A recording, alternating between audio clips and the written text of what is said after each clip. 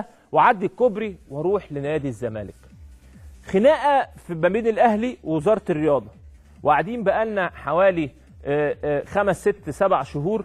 خناقه كبيره جدا. انا الحقيقه مش عارف، انا سامع وش ومش سامع فوق اي حاجه عشان لو حد.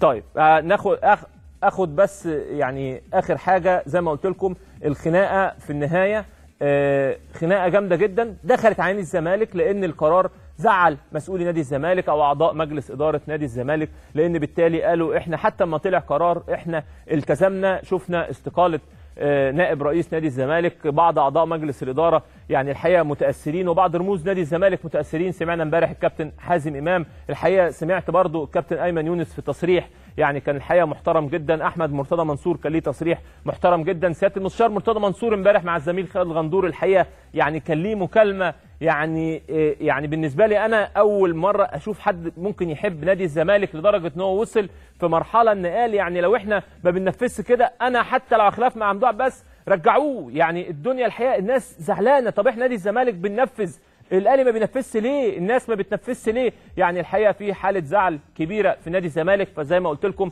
الموضوع ازداد تعقيدا، ومكملين بقى الجزء الثاني من حلقتنا مع